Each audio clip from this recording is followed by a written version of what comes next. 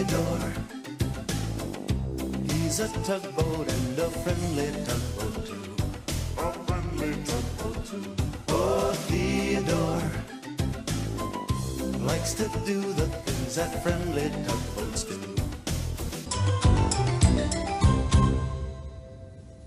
Hello. Oh, I'm just polishing up all my tools. Have I shown you this before? This is a tool for measuring maps. With this, I can tell how far it is from one point to another out on the ocean. Yeah. Oh, and this tool, this is called a compass. And with this tool, I can find my way home. This one is really important. And then there's this one. Now, it may not be as big or as shiny as some of the others, but it's very important too, just like all my tools.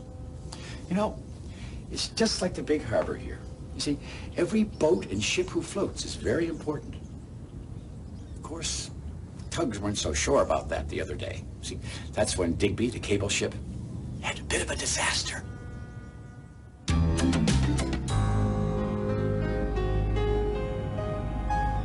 Theodore and Hank were cruising through the harbor one fine morning when Foduck floated up, looking very serious. Theodore? Hank? Called the safety tug. I have just received an important message from the dispatcher. Digby is stuck near the sandy beach. Not again, said Hank.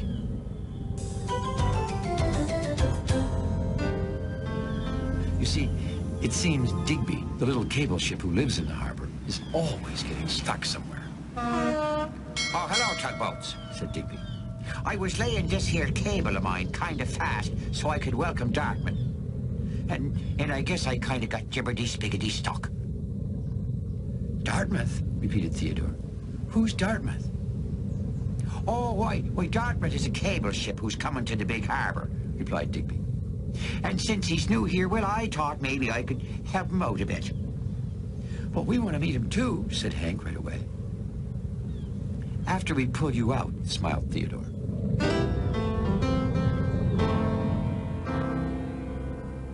As soon as Theodore and Hank got Digby unstuck, they all hurried up together to welcome Dartmouth. They were just turning around a bend along the shore when they heard a deep horn. And there he was.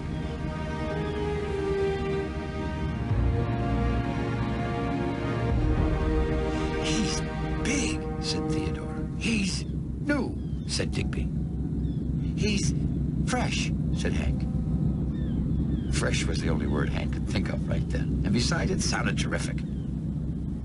The great cable ship had almost finished laying a giant cable along the shore. Hello, Theodore called to Dartmouth. My name is Theodore. Welcome to the big harbor. And I'm Hank, said Hank. Greetings galore, said Digby. My name is Digby. I'm a cable ship too, same as you. Theodore and Hank looked from the scratched-up Digby to the sleek, smooth, supersized Dartmouth. He sure doesn't look the same as Digby, said Hank. Hank, whispered Theodore. Maybe I could help you with your cables, Digby started to say. You see, cables are my business too. Now, do you like to lower your cables slow or not so slow? Digby was really looking forward to having a nice long chat about cables with Dartmouth. But by then, Emily, George, and Foduck arrived. They had seen Dartmouth, and the sight of the powerful-looking ship made them float right over. My name is George, thundered George. What's yours? My name is Dartmouth, said Dartmouth. He's a cable ship, said Theodore. Have you been across the ocean? Asked Foduck. Oh, I've been across all the oceans, replied Dartmouth in a pleasant sort of way. All the oceans? Gasped Emily. Well, I just brought this cable across the ocean to your harbor, Dartmouth went on. I know really good places to lay cables here, said Digby. Oh, cables are my business. But then George nudged the smaller ship aside. That's the biggest cable I've ever seen, he said. Did you ever get stuck? Asked Hank. Oh, I never get stuck, replied Dartmouth. Digby always gets stuck, said Hank. Hank, whispered Theodore. It's not Digby's fault.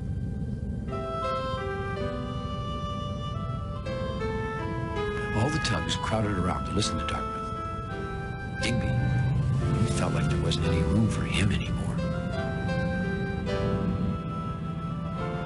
Maybe I'll help Dartmouth some other time, He thought to himself, and slowly floated away.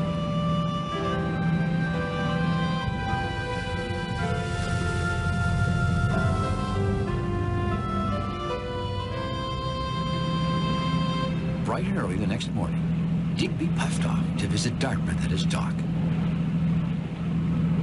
The harbor was calm and quiet, and this looked like Digby's chance to have a nice long chat about cables. "Hello, Dartmouth," boomed George in his biggest George voice. All the tugs were coming to visit Dartmouth on their way to work. "Did you finish laying your cable yet?" "No, not yet," replied Dartmouth. "How long is your cable?" asked Foduck. "Well, what do you do if there's a storm on the ocean?" asked Emily. What if a giant whale eats your cable? asked Hank, trying to think of a good question, too. I can help you lay the rest of your cable, said Digby. Cables are my business, and Digby, said George, Dartmouth doesn't need your help.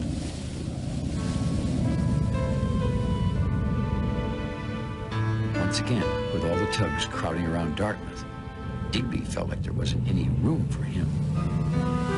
This time, Digby just floated away without a word.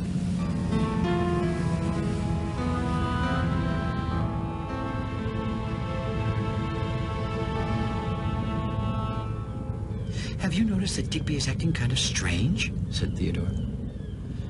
Yes, said Hank right away. He hadn't gotten stuck today.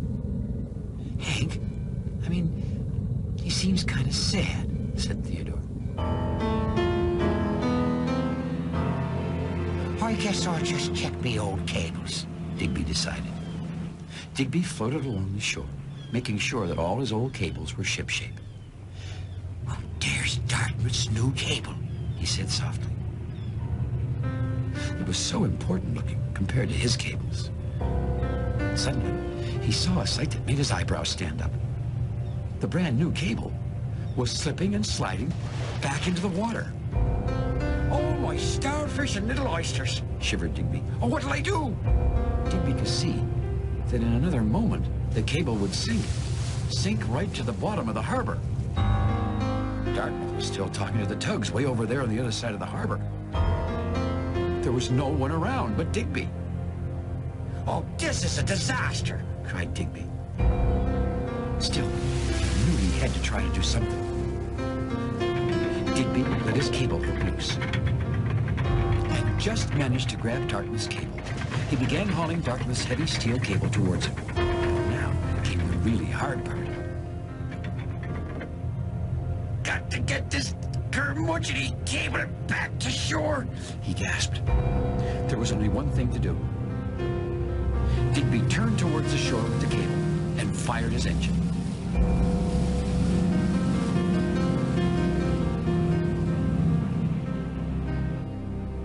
All the tugs were still talking about Dartmouth. Very modern, proclaimed Foduck. Very powerful, boomed George. He's been everywhere, said Emily. He never gets stuck, shouted Hank. Now that reminded Theodore about Digby. Digby is an important ship too, he told his friends.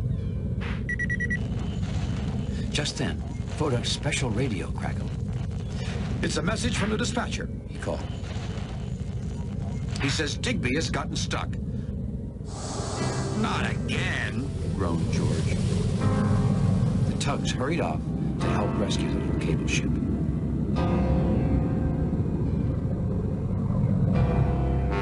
There he is, shouted Emily. Sure enough, Digby was stuck up on the shore, and he had Dartmouth's cable slung right over his deck. Well, what are you doing with Dartmouth's cable? asked Emily. You shouldn't be fooling around with someone else's cables like that, frowned George. It was slipping and sliding and sinking and oh, flibberty-gibberty, sputtered Digby.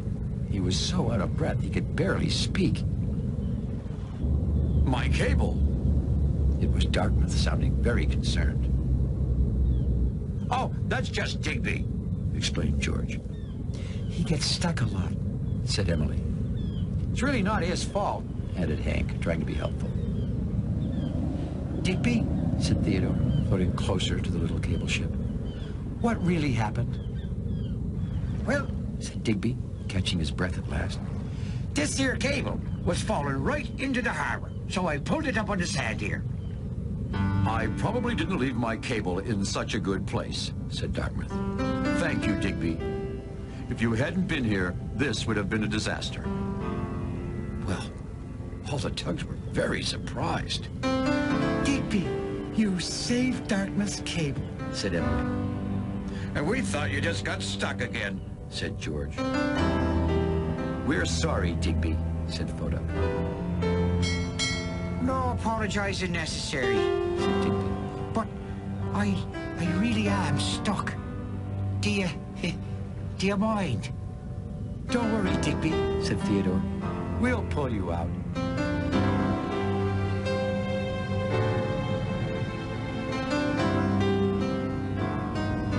And in no time at all, Digby was floating again. Where am I going to lay the rest of this cable? Wondered Dartmouth. Maybe Digby can help you, suggested Theodore. Would you mind, Digby? Asked Dartmouth. I bet you know all the good places along the shore here to lay cable. Would I mind? Answered Digby with a giant-sized smile on his voice. Why, I'd be tickled pinker than a lobster at a picnic. I think that means yes, said Photo. We better go to work, shouted George. The tugs hurried off to work, and Digby floated up beside Dartmouth.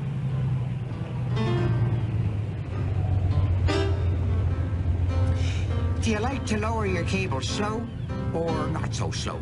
Asked Digby. Oh, that's a very good question, said Dartmouth. A very good question. And I was also wondering, how do you keep from getting stuck? Well, those two cable ships spent that whole long, lazy afternoon just telling cable stories. Later that day, after they had finished work, the tugs hurried over to Digby's dock. Well, I'll be a mud carp's uncle, said Digby, when he saw the tugs. What brings you out here? I'd like you to tell us about saving Dartmouth's cable, said George. Yes, please do, said Photo.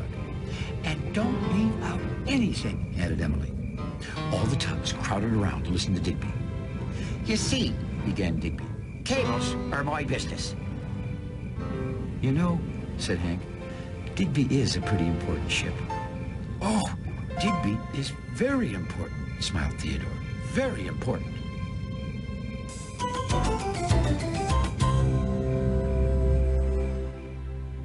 Yes, Digby is a very important ship here in the big harbor. And you know, like I was telling you, all of my tools are very important to me. But at the moment, this little tool right here is probably the most important one I have. You see, this tool opens this can of seaweed for my lunch. Thanks for visiting us here in the big harbor. And we'll see you all again next time. Oh, I can't wait. This is going to be great. Peanut butter and seaweed sandwiches. My favorite. Yeah, oh boy, look at that. You don't know what you're missing.